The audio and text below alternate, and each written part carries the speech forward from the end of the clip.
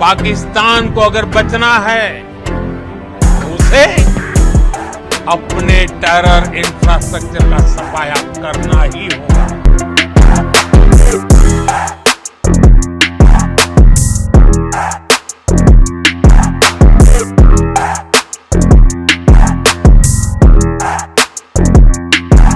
भारत का मत एकदम स्पष्ट है।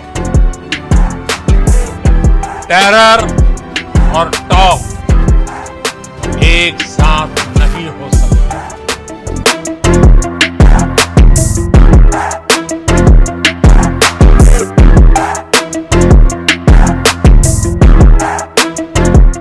अगर पाकिस्तान से बात होगी, पाक ऑक्युपाइड कश्मीर पीओके उस पर ही। भारत ने पहले 3 दिनों में ही पाकिस्तान को इतना तबाह कर दिया जिसका उसे अंदाजा भी नहीं था। इसलिए भारत की आक्रामक कार्रवाई के बाद पाकिस्तान बचने के रास्ते खोजने लगा। पाकिस्तान दुनिया भर में तनाव कम करने के लिए गुहार लगा रहा था और बुरी तरह पीटने के बाद इसी मजबूरी में 10 मई की दोपहर को पाकिस्तानी सेना ने हमारे डीजीएमओ को संपर्क किया। तब तक हम आतंकवाद के इंफ्रास्ट्रक्चर को बड़े पैमाने पर तबाह कर चुके थे। आतंकियों को मौत के घाट उतार दिया गया था। पाकिस्तान के सीने में बसाए गए आतंक के अड्डों को हमने खंडहर बना दिया था। इसलिए जब पाकिस्तान की तरफ से गुहार लगाई गई, पाकिस्तान की तरफ से जब ये कहा गया कि उसकी ओर से आगे कोई आतंकी गतिविधि और सैन्य दुस्साहस नहीं दिखाया जाएगा, तो भारत ने भी उस पर विचार किया। और मैं फिर दोहरा रहा हूं, हमने पाकिस्तान के आतंकी और सैन्य ठिकानों पर अपनी जवाबी कार्रवाई को अभी सिर्फ स्थगित किया है। आने वाले दिनों में हम पाकिस्तान के हर कदम को इस कसौटी पर मापेंगे कि वो क्या रवैया अपनाता है। साथियों, भारत की तीनों सेनाएं, हमारी एयरफोर्स, हमारी आर्मी और हमारी नेवी, हमारी border security force BSF, Bharat के अर्धसैनिक बल लगातार अलर्ट पर है। सर्जिकल स्ट्राइक और एयर स्ट्राइक के बाद अब ऑपरेशन सिंदूर आतंक के खिलाफ भारत की नीति है। ऑपरेशन सिंदूर ने आतंक के खिलाफ लड़ाई में एक नई लकीर खींच दी है। एक नया पैमाना, न्यू नॉर्मल तय कर दिया है। पहला, भारत पर आतंकी हमला हुआ तो मुंह तोड़ जवाब दिया जाएगा। हम अपने तरीके से, अपनी शर्तों पर जवाब देकर रहेंगे। हर उस जगह जाकर कठोर कार्रवाई करेंगे जहां से आतंक की जड़ें निकलती हैं। दूसरा, कोई भी न्यूक्लियर ब्लैकमेल भारत नहीं सहेगा। न्यूक्लियर ब्लैकमेल की आड़ में पनप रहे आतंकी ठिकानों पर भारत सटीक और निर्णायक प्रहार करेगा।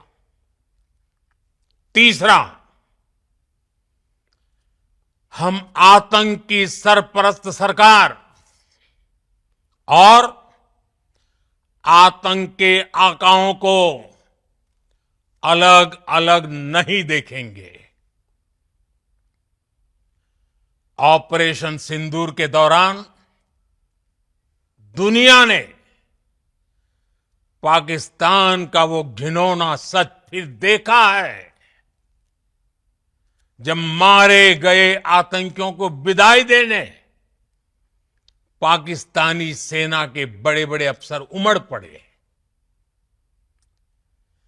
स्टेट स्पॉन्सर्ड टेररिज्म का ये बहुत बड़ा सबूत है। हम भारत और अपने नागरिकों को किसी भी खतरे से बचाने के लिए लगातार निर्णायक कदम उठाते रहेंगे। साथियों, युद्ध के मैदान पर हमने हर बार पाकिस्तान को धूल चटाई है और इस बार ऑपरेशन सिंदूर ने नया आयाम जोड़ा है। हमने रेगिस्तानों और पहाड़ों में अपनी क्षमता का शानदार प्रदर्शन किया और साथ ही न्यू एज वॉरफेयर में भी अपनी श्रेष्ठता सिद्ध की। इस ऑपरेशन के दौरान हमारे मेड इन इंडिया हथियारों की प्रामाणिकता सिद्ध हुई। आज दुनिया देख रही है 21वीं सदी के वॉरफेयर में made in India defence equipments, इसका समय आ चुका है। साथियों, हर प्रकार के आतंकवाद के खिलाफ हम सभी का एकजुट रहना, हमारी एकता हमारी सबसे बड़ी शक्ति है। निश्चित तौर पर ये युग युद्ध का नहीं है, लेकिन ये युग आतंकवाद का भी नहीं है। टेररिज्म के खिलाफ जीरो टॉलरेंस, ये एक बेहतर दुनिया की गारंटी है। साथियों, पाकिस्तानी फौज, पाकिस्तान की सरकार जिस तरह आतंकवाद को खाद पानी दे रहे हैं, वो एक दिन पाकिस्तान को ही समाप्त कर देगा। पाकिस्तान को अगर बचना है तो उसे अपने टेरर इंफ्रास्ट्रक्चर का सफाया करना ही होगा। इसके अलावा शांति का कोई रास्ता नहीं है। भारत का मत एकदम स्पष्ट है। टेरर और टॉक एक साथ नहीं हो सकते। टेरर और ट्रेड एक साथ नहीं चल सकते और पानी और खून भी एक साथ नहीं बह सकता। मैं आज विश्व समुदाय को भी कहूंगा, हमारी घोषित नीति रही है। अगर पाकिस्तान से बात होगी तो टेररिज्म पर ही होगी। अगर पाकिस्तान से बात होगी तो पाक ऑक्युपाइड कश्मीर पीओके उस पर ही होगी। प्रिय देशवासियों, आज बुद्ध पूर्णिमा है। भगवान बुद्ध ने हमें शांति का रास्ता दिखाया है। शांति का मार्ग भी शक्ति से होकर जाता है। मानवता शांति और समृद्धि की तरफ बढ़े, हर भारतीय शांति से जी सके, विकसित भारत के सपने को पूरा कर सके, इसके लिए भारत का शक्तिशाली होना बहुत जरूरी है। और आवश्यकता पड़ने पर इस शक्ति का इस्तेमाल भी जरूरी है। और पिछले कुछ दिनों में भारत ने यही किया है।